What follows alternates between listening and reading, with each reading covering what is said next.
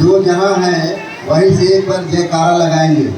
भारत माता की, भारत माता की, वंदे वंदे।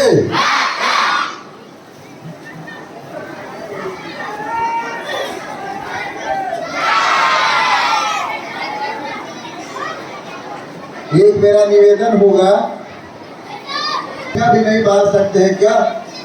हम सबको अपने आप को तपाने की आवश्यकता है। यदि श्रेष्ठ भारत चाहते हैं तो हमको अपने आप को तपाने की आवश्यकता है। इसलिए कभी कभी अनुशासन का पालन करने में कठोरता अपने आप में बरतनी पड़ती है। इसलिए जो भैया मान इधर उधर चल रहे हैं के मैदान में स्थान ले लें और इधर उधर न जाएं। फिर मेरा तब निवेदन है अपने आचार्य बंधु भगिनी से, जरा अनुशासन बनाए रखने में आपका अहम रोल होता है। आप अपने कर्तव्यों पर डटे रहें। परम श्रद्धेय तिरंगा ध्वज आजादी के स्वतंत्रता के 75 वर्ष पूर्ण होने के अवसर पर संपूर्ण भारत में अमृत महोत्सव के नाम पर यह जो अवसर प्राप्त हुआ है, इस अमृत महोत्सव के आज का जो प्रथम प्रभात है, इस प्रभात के अवसर पर हम सब लोग अपने जीवन को आगे संवारे और हमारे जो सामने मंच के आप स्वतंत्रता संग्राम में जो सब कुछ न्यौछावर किया, ऐसे स्वतंत्रता सेनानियों को श्रद्धांजलि अर्पित करते हुए और इस सरस्वती विद्या मंदिर के स्थानीय प्रबंधकारिणी समिति के सम्मानीय और यशस्वी अध्यक्ष डॉक्टर दिलीप जायसवाल जी, जो अल्प समय में आकर आगे के काम को गति देने के लिए हमसे प्रस्थान किए हैं, आदरणीय उपाध्यक्ष आदरणीय पोदार जी, हमारे इस विद्यालय के सम्मानीय कोषाध्यक्ष आदरणीय रामपुर प्रसाद जी, इस विद्यालय में अपने राष्ट्रीय स्वयंसेवक संघ के हमारे इस विभाग के अभिभावक आदरणीय सुखदेव जी, इस जिले के अभिभावक आदरणीय देवूदा और राष्ट्रीय स्वयंसेवक संघ के नाम पर संपूर्ण जीवन समर्पित करने वाले जिला के जिला प्रचारक आदरणीय जय कुमार जी, मंच संचालन कर रहे हमारे राम बालक जी, इस विद्यालय के यशस्वी प्रधानाचार्य आदरणीय नागेंद्र कुमार तिवारी जी, सभी हमारे आदरणीय विद्वत आचार्य बंधु भगिनी, इस अवसर पर उपस्थित माताएं बहनें, राष्ट्र प्रेमी, कला प्रेमी एवं ज्ञान के प्रति समर्पित रहने वाले अभिभावक बंधुओं, हमारे प्यारे प्यारे नन्हे मुझे भैया बहनों, उपस्थित अवसर पर पत्रकार बंधुओं, सभी लोगों को मैं लोक शिक्षा समिति की ओर से एक बार स्वागत करता हूँ, अभिनंदन करता हूँ। आपको मैं नमन भी करता हूँ, वंदन भी करता हूँ। कारण यह है कि हम सब लोग छाया में बैठे हैं और आप बिल्कुल सेना की तरह अपने निर्धारित स्थान पर बैठे हैं। इसलिए इन कल के भविष्य घर के दीपक और राष्ट्र के दिवाकर ऐसे बनने वाले हमारे भैया बहनों को मैं नमन करता हूँ। अभी देर से यह कार्यक्रम अपना चल रहा है, आप कई वक्ताओं के विषय सुने होंगे। वास्तव में यह 21वीं सदी भारत के लिए है। संपूर्ण दुनिया में भारत नेतृत्व करेगा। इस प्रकार के बहुत सारे ऋषियों का, महर्षियों का उद्गार है, उनकी घोषणाएं हैं, उनकी भविष्यवाणियां हैं। उसका स्वरूप आज हम सब लोगों को कई कार्यक्रमों के माध्यम से दिखने लगा है। भारत को यदि वास्तव में श्रेष्ठ बनाना है, एक एक बच्चा को श्रेष्ठ बनाना पड़ेगा, एक एक भैया बहनों को श्रेष्ठ बनाना पड़ेगा। और वह श्रेष्ठता का वह जो स्थान है, वह जो गढ़ने का स्थान है, वह किसी न किसी विद्यालय का कक्षा कक्ष ही होगा। तो कक्षा कक्ष में जिन भैया बहनों का हम निर्माण करते हैं उनके अंदर देशभक्ति की भावना फुट फुट कर भरे भरे, यह आवश्यक है। हम चाहे अपने शिक्षा नीति के माध्यम से पाठ्यक्रमों में समाहित हो या न हो, हम एक आदर्श आचार्य, श्रेष्ठ आचार्य का स्वाभाविक रूप से यह गुण है कि हम भैया बहनों को पाठ्यक्रम से भी हटकर उनके ज्ञान के साथ संस्कार और जीवन मूल्यों को भरने का काम करें। और विद्या भारती अखिल भारतीय शिक्षण संस्थान भारत ही नहीं पूरे विश्व में इस काम को करके दिखाया है। समाज को इस पर विश्वास है, भरोसा है। इस भरोसे तो हम सब लोग जो आशा भरी दृष्टि से हमारे समाज के लोग विद्या भारती की तरफ देख रहे हैं, साथ ही पूरे दुनिया के लोग यह देख रहे हैं कि बड़ी बड़ी समस्याओं का समाधान भारत ही कर सकता है। ऐसी स्थिति में आज भारत खड़ा है। आज 75 वर्ष पूर्ण हो चुके हैं। 76वां हम गणतंत्र स्वतंत्रता दिवस मना रहे हैं। हम सब लोगों को माननीय प्रधानमंत्री जी विद्या भारती के जैसे पंच प्राण होते हैं, मैं आपको बताने में मुझे गर्व हो रहा है कि विद्या भारती के पंच प्राण कराने वाले, स्टेक होल्डर कराने वाले एक नंबर पर ये सामने भैया बहन है। दूसरे नंबर पर ये विद्वान हमारे आचार्य बंधु हैं। तीसरे नंबर पर इन आचार्य बंधु, इन भैया बहनों के माता पिता हैं। और इस व्यवस्था को चलाने वाले चौथे नंबर पर ये हमारी समिति है। और पांचवा जो प्राण है, हम जिसके लिए काम करते हैं, यानी ये संपूर्ण समाज, ये पंच प्राण कहलाते हैं।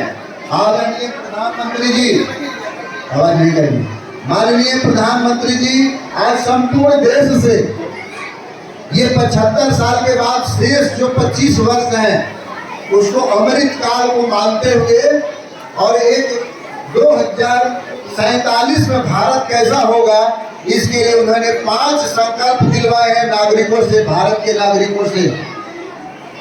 वह जो 5 प्रमुख है, पंच प्रण उन्होंने कहा है, 5 प्रतिज्ञाएं कहे हैं, संकल्प कहे हैं। उसमें एक संकल्प है जो हम सब लोगों के लिए आवश्यक है समझना, वह है कि अपने अंदर हम 25 वर्ष में भारत को विकसित राष्ट्र बनाएंगे। ये पहला बिंदु उन्होंने कहा। इस मिशन पर काम करने के क्रम में हम सब लोगों को यह विचार करना चाहिए कि मेरे मन में किसी भी प्रकार का गुलामी की बू, भय, उदासीनता वह न हो। यानी हम खुली आजादी में जिए और स्वतंत्र होकर जीवन में कुछ अच्छा करने का सदैव मन बनाए, संकल्प बनाए, यह आवश्यक है। अपनी भारत की जो विरासत है, जो विविधता में एकता, भारत की जो पहचान है, ये 6 ऋतुओं का जो आनंद है, यहाँ पर काला गोरा, अमीरी गरीबी, वेशभूषा, खान पान, सभी प्रकार की जो विविधताएं देखते हैं, इस पर भारत को गर्व है। इस विरासत पर हमको गर्व होनी चाहिए। हम केवल खाने वाले नहीं हैं, हम खिलाने वाले हैं। हम खाते खाते मरने वाले नहीं हैं, हम दूसरों को खिलाकर खाने में विश्वास रखते हैं। यह भारत की अपनी पहचान है, यह भारत की संस्कृति है। और यहाँ कई लोग बैठे हैं एक दोहे के माध्यम से अपनी जो संस्कृति है उसकी एक पहचान है। भूख लगने पर भोजन करे, यह प्रकृति है। भूख लगने पर भोजन कोई करे, यह प्रकृति है। लेकिन बिना भोजन के कोई भोजन करे तो शरीर के अंदर विकृति होती है, कई रोग होते हैं। तो भोजन करना यह प्रकृति है। और भूख न लगे तो खाइएगा, यह विकृति है। लेकिन दूसरे को खिलाकर आप स्वयं खाइएगा, यह भारत की संस्कृति है, यह भारत की संस्कृति है। और पूरे दुनिया को इस कोरोना वैश्विक महामारी ने भारत में इस बात को दिखा दिया कि वास्तव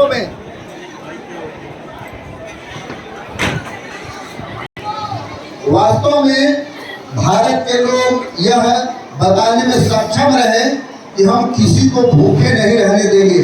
मेरे पास भगवान ने जितनी क्षमता दी है उस क्षमता का उपयोग करते हुए एक दूसरे को सहयोग करेंगे और यह करके दुनिया को यह विश्व बंधुत्व के पाठ को चरितार्थ किया है।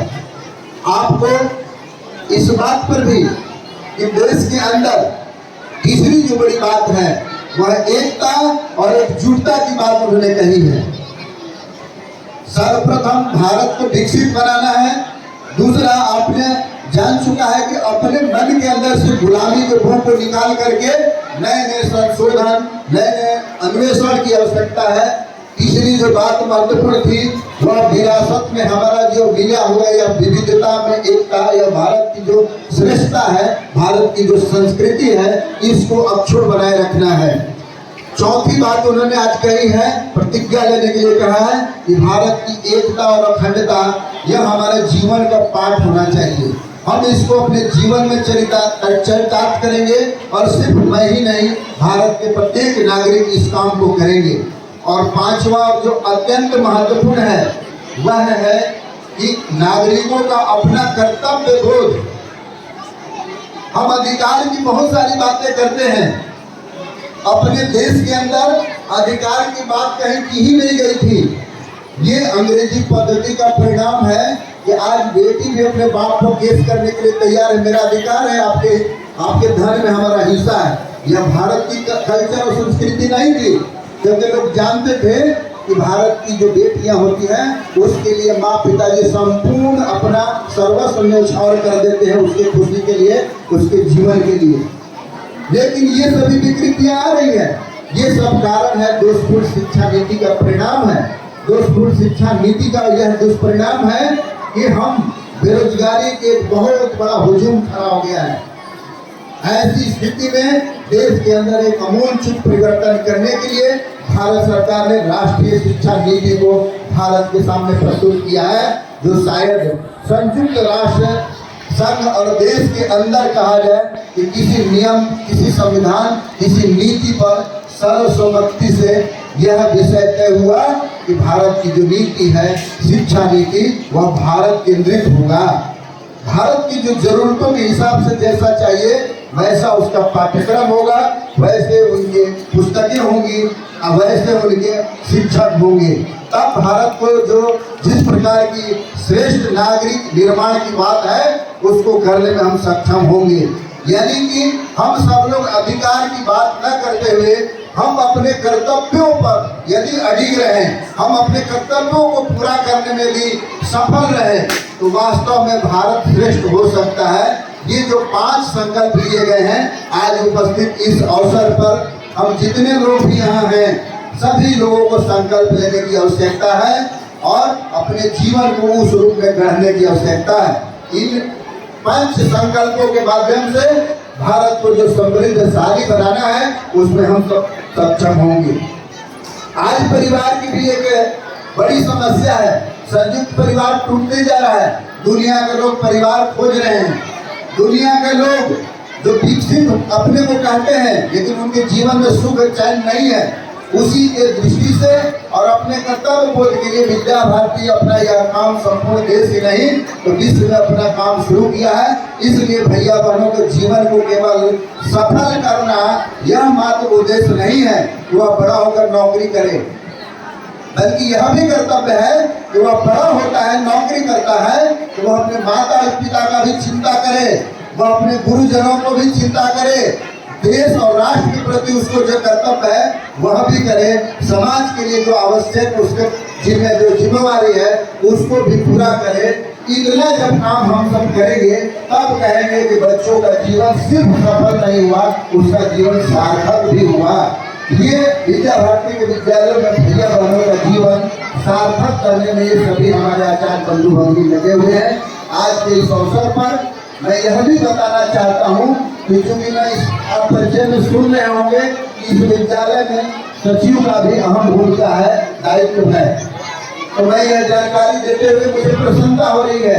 ये जो सामने टीम देख रहे हैं जिस वक्त हमारे आचार्य बंधुओं का टीम, ये जो अनुशासित और कई प्रकार का प्रदर्शन करके साहसिक प्रदर्शन करके दिन को जीतने वाले नन्हे मुन्ने भैया बहन ये जो दिख रहे हैं, इनको तराशने में जिन लोगों ने तपस्या की है उनके तपस्या का परिणाम यह है कि इस वर्ष यह जो विद्यालय का परिणाम आया है 10वीं बोर्ड का जो परिणाम आया है उसमें पूरे घर का ही नहीं पूरे जिले का नाम रोशन करने वाले में 10th में भैया पीयूष सिन्हा जो 96.2% अंक लाए हैं, भैया एकांश कुमार 93.2%, भैया ऋषभ गुप्ता 92.2%, भैया दीपांकर 91.6% और भैया रौनक कुमार 90.2% अंक लेकर के घर का ही नहीं पूरे जिला का नाम रोशन किया है। इनके लिए करतल ध्वनि से स्वागत करेंगे।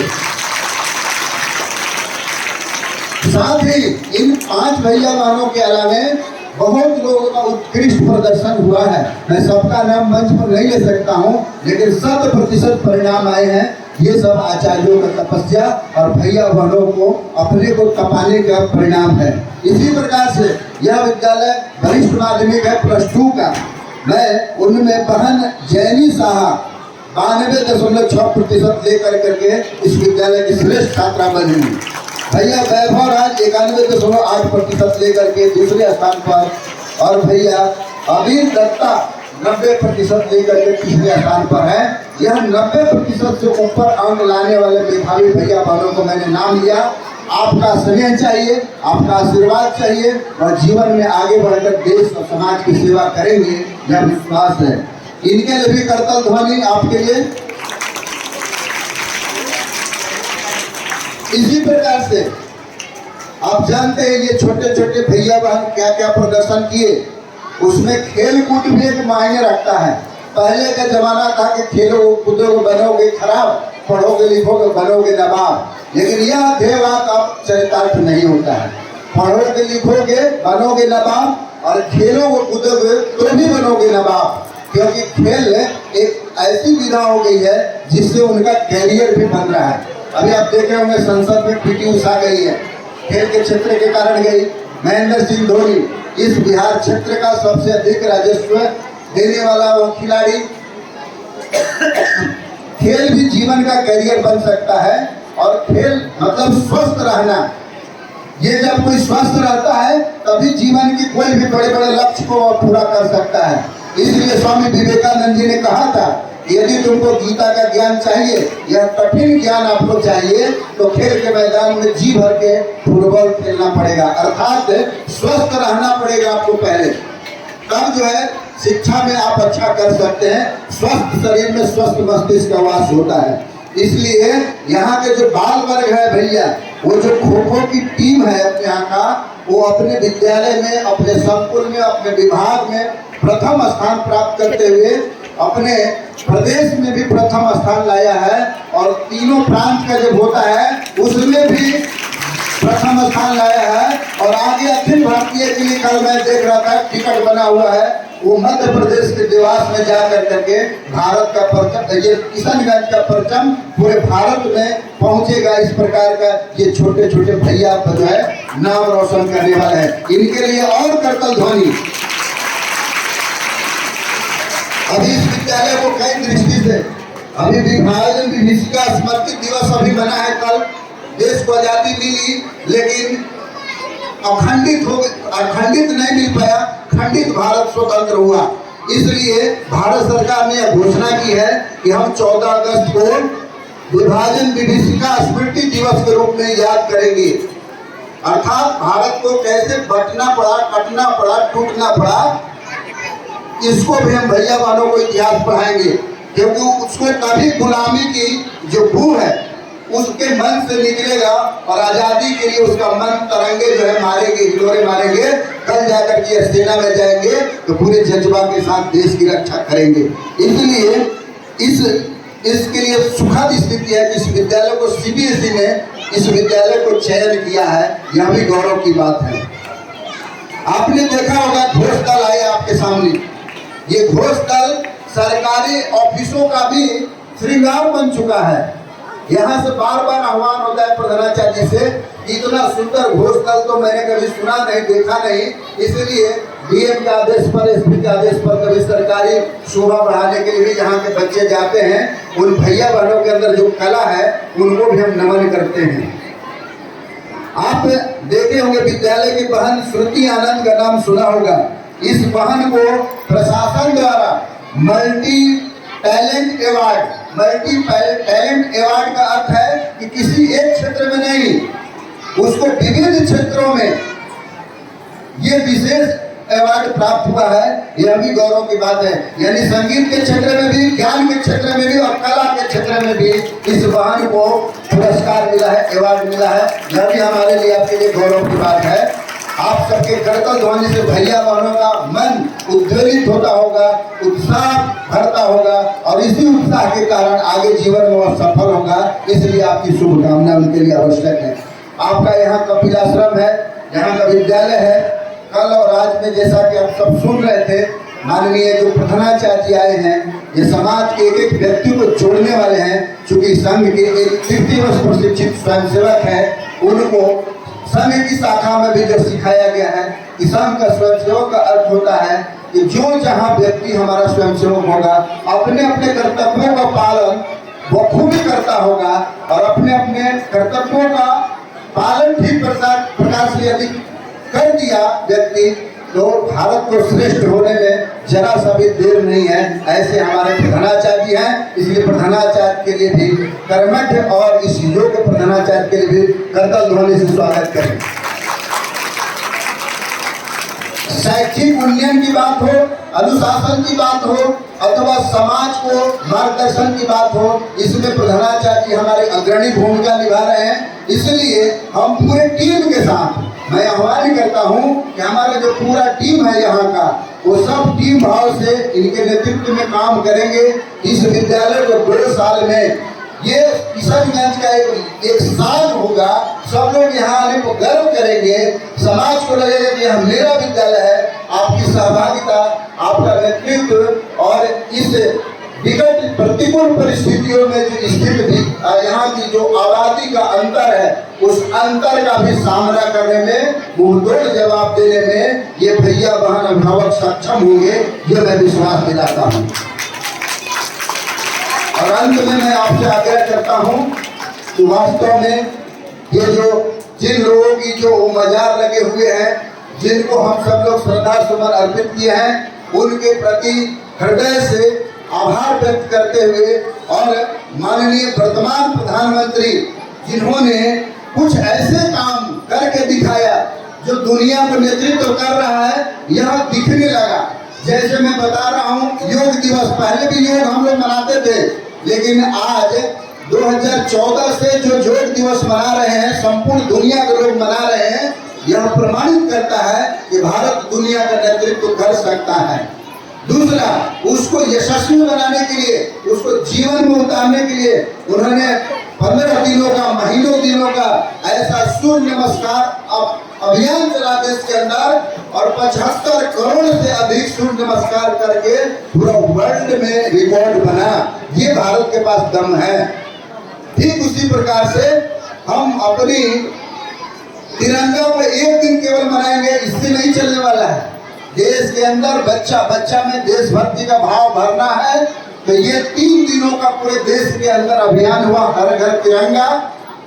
यह है सबके लिए देशभक्ति को अंदर से प्रस्फुटित करते हुए, अंदर से वो मन के अंदर संकल्प लेने के लिए भी विवश करता है कि हम सब लोग बच्चों के अंदर, प्रत्येक नागरिक के अंदर देशभक्ति का भाव भरकर, और जो नहीं हो सकता है, उस नहीं होने वाले असंभव काम को भी संभव करेंगे ये छोटे छोटे भैया बहन। इस प्रकार का भाव जब अपने अंदर होगा और इस प्रकार का व्यक्तित्व होगा, तो भारत श्रेष्ठ था, श्रेष्ठ है और आने वाला दिन में भी श्रेष्ठ हो जाएगा, यह विश्वास है। भारत चरम वैभव पर बैठे, इसकी शुभकामना करते हुए, ईश्वर से प्रार्थना करते हुए आप सभी लोगों को मैं आज के अवसर पर शुभकामना के साथ नमन करता हूँ। भारत माता की जय।